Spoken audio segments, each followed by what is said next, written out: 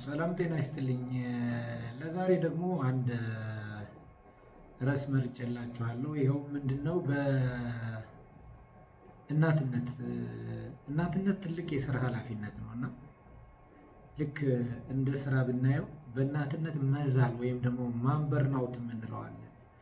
በእናትነት መዛል ሊያጋጥም የሚችል ነገር ነው።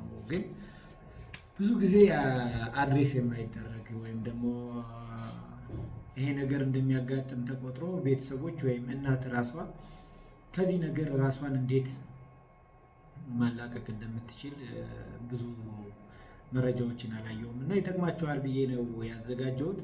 ዶክተር ፍቃደ ነኝ ከቅዱስ ገብርኤል ጠቅላላ ሆስፒታል። እንግዲህ እንደ ሰው ሁሉን ነገር በፍጹምነት ማከናወን አንችልም። ይሄ የማንም ሰው ውስንነት ነው። ሰው ውስንነት አለበት። በአንዳንድ ነገሮች በጣም ጠንካራ ልንሆን እንችላለን። በአንዳንድ ነገሮች ደግሞ ሊሚቴሽኖች ሊኖሩን ይችላሉ ወይም ውስንነቶች ይኖሩናል እና እናትነትስ በእናትነት በተለይ ደግሞ ለጀማሪ እናቶች ይሄ የእናትነት መዛል ወይም ማንበርናውት በጣም የሚያጋጥም ነገር ነው። ግን ትልቁ ችግር ምንድን ነው? አንደኛ ራሷ እናትየዋ ያንን ችግር አትረዳውም። ምክንያቱም መከላከል የሚጀምረው ከማወቅ ስለሆነ ምንም በቃ ይሄ ሁሌ የሚሆን የትኛዋም እናት የሚገጥማት ነው ተብሎ ስለሚታሰብ ማለት ነው እና ኖርማል ተደርጎ ይታለፋል። እንደገና አብሮ የሚኖር የቤተሰብ አባል ያንን ጫና አለመረዳት የተለመደ ተደርጎ ይወሰዳል። ሁሉንም የቤተሰብ ስኬጁሎች ልጆችን ቁርስ ከመመገብ ጀምሮ ትምህርት ቤት ከማድረስ ትምህርት ቤት ሄደው ከመምህራን እና ከትምህርት ቤቱ ጋር ዲል በማድረግ በኩል ብዙ ጊዜ በአካባቢያችሁ ካያችሁ የእናቶች ታስክ ነው የሚሆነው እና ስራ ነው የሚሆነው እና በእናትነት በርናውት ወይም መዛል የሚያጋጥም ነው እና ይሄን ነገር እንደው ጠቅለል አድርገን ስንገልጸው ከእናትነት ጋር የተያዘ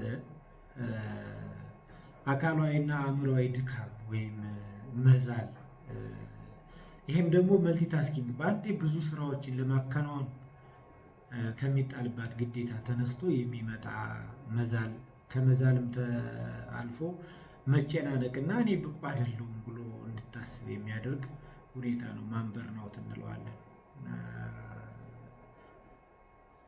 በተለይ ደግሞ ይሄ ነገር በማን ላይ ያጋጥማል? ይሄ ቤተሰብ፣ ልጆች፣ ባለቤት ወይም ሌላ ኬር የሚያደርጉት የቤተሰብ አካል ባለበት ባልና ሚስት ብቻ በሆኑበት ሁኔታ ብዙ ጊዜ ላይገጥም ይችላል። ቢገጥምም ብዙም የሚገርም አይደለም። በተለይ ግን እንደዚህ ቤተሰብ ኖሮ ቴክ ኬር ማድረግ ወይም እንክብካቤ ማድረግ ላይ ያሉ እናቶች ላይ የበለጠ ይከሰታል እና አስገራሚው ነገር ያው ወንዶችም በርናውት ያጋጥማቸዋል። ግን ሴቶች ላይ የበለጠ በርናውት የሚኖረው ለምንድን ነው? ወንዶች ብዙ ጊዜ ውሳኔዎችን የሚወስኑት እውነታው ላይ ብቻ ሪላይ አድርገው ነው። ያ እውነታ የሚፈጥረውን ኢሞሽናል ወይም ስሜታዊ ውጤት ብዙ ጊዜ ወንዶች አይረዱትም፣ ፋክት እውነት ስለሆነ ማለት ነው። ሴቶች ግን እውነታውንና ስሜታዊ ጫናውን ውጤቱን አገናዝበው ነው። ለምሳሌ እናት ሆና ቤት፣ መስሪያ ቤት ደግሞ የቢሮ ኃላፊ ሆና ሁለቱን ማጣጣም አለባት። በቃ ቤት ውስጥ ልጆች ትምህርት ቤት ሲሄዱ ቁርስ ሳይመገብ መሄድ ብቻ ነው። አሁን ቁርስ ሳይመገቡ ቢሄዱ አባትየው የሚያስጨንቀው ያ ይሆናል። እናትየዋ ግን ያ ያስጨንቃታል። ቢሮ ደግሞ ቶሎ መድረስ አለባት እና እንደዚህ በመሆኑ ይሄ የማን በርናውት ሴቶች ላይ ወይም በርናውት በአጠቃላይ የበለጠ ይከሰታል ማለት ነው እና ይሄ ነገር ግን መረዳት ያለብን በማንኛውም ኃላፊነት ያለበት ሰው ላይ በርናውት ወይም ደግሞ መዛል ያንን አክቲቪቲ ያንን ተግባር ለመከወን መዛል የሚያጋጥም ነው። እንግዲህ ከሕክምና ጋር አይታችሁ ከሆነ በርናውት ሜዲካል ዶክተርስ በርናውት እንደዚህ የሆነ እንደዚህ የሚል ትሰማላችሁ እና በሁሉም አለ። እናትነትም እንደ ትልቅ ኃላፊነት ይሄ ሊገጥመው የሚችል መሆኑን በተለይ ህፃናትን መንከባከብ ቀላል ታስክ አይደለም፣ ቀላል ስራ አይደለም። ይሄ ደግሞ ማህበራዊ ኃላፊነት ሲጨመርበት፣ የስራ ኃላፊነት ሲጨመርበት፣ የቤተሰብ ግንኙነቶችን ወይም የሪሌሽንሽፕ ማኔጅ ማድረግ ሲጨመርበት የራስን ጤና ሁኔታ መንከባከብ ሲጨመርበት በጣም ትልቅ ስራ ነው የሚሆነው። እንዲሁም ሴቶች ስለሆኑ ነው ይሄን ሁሉ ማድረግ የሚችሉት እንጂ በአብዛኛው ወንዶች ጥናቶችም እንደሚያሳዩት መልቲታስኪንግ የምንለው ላይ ደካማ ናቸው። እንዲሁም አንድ ወዳጄ ምን ትለኛለች፣ ወንድ ልጅ ማስቲካ እያኘከ ደረጃ በአግባቡ መውጣት አይችልም። ይሄ የደካማነት ሳይሆን የተፈጥሮ ጉዳይ ነው። ያው መልቲታስኪንግ ላይ ወንዶች ደከም ይላሉ። ሴቶች መልቲታስኪንግ ይወስዳሉ፣ ግን በዛው ልክ ደግሞ ለበርናውት ወይም ደግሞ መዛል ይጋለጣሉ ማለት ነው። እና ምልክቶቹ ምንድን ናቸው? ምክንያቱም ማወቅ መቻል ነው ዋናው ብለናል። እንግዲህ በርናውት በእናትነት መዛል በርናውት ምልክቶቹ አንደኛው በቃ ይሄ ነገሮችን ለማከናወን ጉልበትን ፍላጎትን ማጣት ያጋጥማል። ከዚህ ጋር ተያይዞ የእንቅልፍ መዛባት ይሆናል። ትንሽ ተጨማሪ ነገር ቢኖር እዚህ ስራዬ ላይ እዚህ ኃላፊነቴ ላይ ትንሽ ተጨማሪ ነገር ቢኖር ይሰባብረኛል ብሎ የማሰብ ስሜት እንዲኖር ያደርጋል። ሌላው ደግሞ ለነገሮች ጨለምተኛ መሆን፣ ለምሳሌ በቀላሉ ደስተኛ መሆን፣ በቀላሉ ደግሞ መበሳጨት ይኖራል። ልጆች ወይም ባለቤትሽ ነገሮችን የሚያደርጉት ሆን ብሎ አንቺን ለማበሳጨት ይመስልሻል፣ ግን የተለመደው ተግባር ነው የሚሆነው። ከሰዎች መራቅ ለምሳሌ ከሶሻሊ ወይም ደግሞ በማህበራዊ ጉዳይ ጎበዝ የነበረች ሴት በቃ ትተዋለች፣ እርግፍ ታደርገዋለች። ከዛ ያን ታደርግና ደግሞ ሶሻል ሚዲያ ያለ አሁን ሶሻል ሚዲያ ውስጥ መደበቅ፣ በቃ ስክሮል እያደረገች ጊዜዋን ማሳለፍ፣ ስክሮል እያደረገች በዛ የመደበቅ ሁኔታ።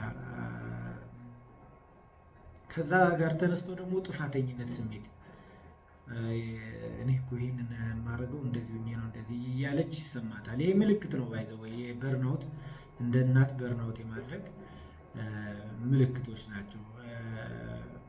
ምን እናድርግ? በምን መልኩስ ከዚህ ስሜት እንውጣ? እንግዲህ እንዳልኩት መጀመሪያ በርናውት መኖሩን በእነዚህ ምልክቶች መረዳት ይገባል።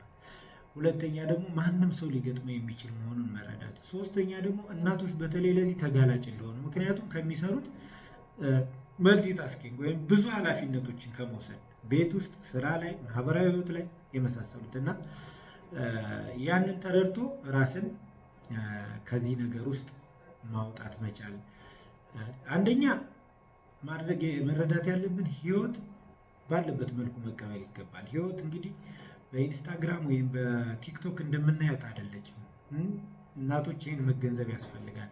እነዛ ሙመንቶች አጋጣሚዎች ናቸው። ልጆቻቸውን ንጹህ አድርገው ትምህርት ቤት ሲያደርሱ፣ ፋንሲ በሆነ መኪና ሲያደርሱ፣ ወይም ቤታቸው ደግሞ በቃ ምንም አይነት ቆሻሻ ነክቶት የማይመስል መስሎ ልታዩ ትችላላችሁ። ግን ያ ሁሌ አይደለም። እናንተ ቤት ያ እንዲሆን አጠብቁ። ሊዝረከረክ ይችላል። ልጆች በደንብ ንጽህናቸው የማይጠበቅበት ጊዜ ሊኖር ይችላል። ሁሌ ይሁን ማለት አይደለም እና ባለበት መቀበል ተገቢ ነው። በተለይ አሁን በሶሻል ሚዲያ ጊዜ ህይወት በሶሻል ሚዲያ እንደምናያት አይደለችም። ሶሻል ሚዲያ መጠንቀቅ አለብን። ባይዘው ሙመንት ናት፣ አጋጣሚ ናት። በቃ ህዝብ ወይም ማህበረሰቡ ይወደዋል ይፈልገዋል ተብሎ እንዲታይ። አሁን የካፕልስ የምታዩት አለ አይደል? በቃ ምን አይነት ህይወት ነው የሚኖሩት የሚያስብል፣ ግን ያ የ99.5%ን የህይወታቸውን ፓርት አያሳይም አጋጣሚ ስለሆነ እና ያንን በዛ መልኩ መቀበል። ራስሽን ደግሞ ከሌሎች ጋር አለመወዳደር ነው። በቃ የእንትና ባልማ እንደዚህ ነው፣ የእንትና ቤትማ እንደዚህ ነው፣ ረዳቷ እንደዚህ ናት አይደለም። መቀበልና አንቺ ውስጥ ማስተካከል የሚገባሽን ነገር ማስተካከል። ቤት ውስጥ የስራ ክፍፍል እንዲኖር ማድረግ ካለብሽ ማድረግ። ከዛ በተጨማሪ ደግሞ ልምምዶች ሊኖሩ ይገባል። ለራስ ጊዜ ከመስጠት በተጨማሪ የአተነፋፈስ ስርዓትን ማስተካከል፣ ኤክሰርሳይዝ መስራት፣ የሜዲቴሽን የምንለውን መጠቀም ተገቢ ነው። ታገኙታላችሁ ሶሻል ሚዲያ ላይ። ሌላው ኮንሺየስ ፓረንቲንግ የምንለው ደግሞ የአሁኑን ሁኔታ ብቻ በመገንዘብ ልጆችን ማሳደግ ይገባል። መጨናነቅ፣ ነገ እንዲህ ትሆንብኛለች፣ ባለፈው እንዲህ አድርጊያት ከማለት ኮንሺየስሊ ማይንድፉል ነው እንትን ማለት ተገቢ ነው። ለራስ ጊዜ መስጠት ይገባል። ንጽህናን መጠበቅ፣ ውበትን መጠበቅ የመሳሰሉትን እና እርዳታ በሚያስፈልግሽ ጊዜ ደግሞ እርዳታ መጠየቅ። የስነ ልቦና ሰዎች ይሄን ያግዛሉ። ይሄን ያለኝ ለዛሬ አመሰግናለሁ። መልካም ቀን